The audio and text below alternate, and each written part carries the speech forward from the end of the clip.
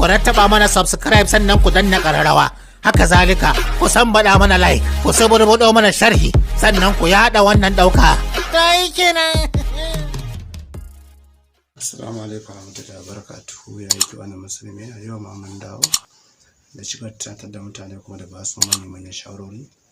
akan matsalolin da suka fi addabar su akan wannan kuma ita ce matsala ta ɗaukewar sha'awa da mata.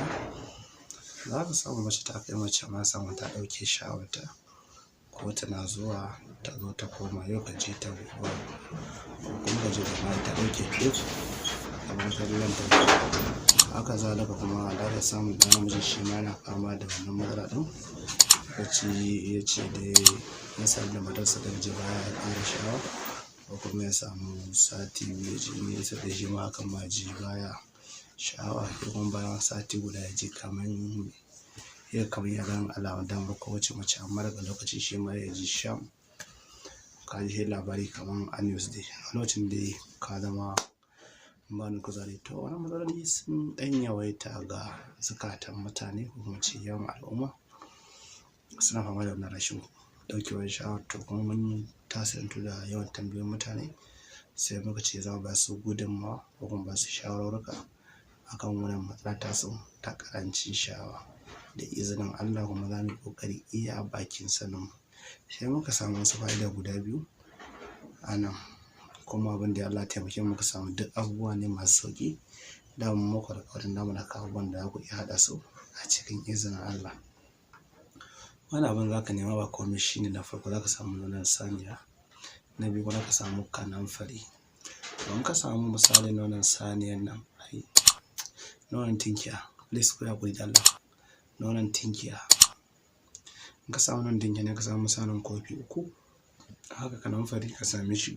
garinsa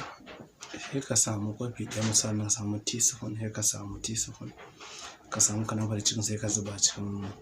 wannan sani ne ka kaɗa shi sai ka sha yau gobe ka sha ɗaya jibi ka sha ɗaya ka samu kwana 3 na yin su sau ɗaya ka sha rana in dai matsala ce ta ɗaukewar sha in Allah ta zo garin magarubi in ji mai karatun sallah an gama. Sai dai wata matsala daban duk dai mutumin da ya sanya da fama da matsala ya jarraba wannan sai dai jini ne yiwa dauki jinin ka in bai dauka ba za ka tabbiyar mu ta kuma section ko kuma ka tabbiyar mu kamar subscribe kar ka manta kai like kai share din sa ga al'umma annabi domin kar su manta. Sannan ga masu tambaya dai kamar haja ta wasu za ku cika tambayar mu insha Allah ga masu buƙatar kamar sai ki nambar mu kai tsaye matsayin da suke mu tura musu kayansu ko kuma mu kai musu da kanmu. Wannan channel namu mai albarka za ta ci gaba da bada shawarwari da gudunmawa. Wannan ga ba da fa'ida ta kare girma na alƙalamin abin rubutu da sauran fa'idodi makamantan wannan da izinin Allah. Ina ga da mu dakata saboda wani lokaci kan bari ya sai na Allah malaikatu sannan annabi Allah zai da mu da sallama ta'ala alaihi wa alihi wa sahbihi sallama subhana rabbika rabbil izzati amma yasifun wa salamun alal mursalin walhamdulillahi rabbil alamin.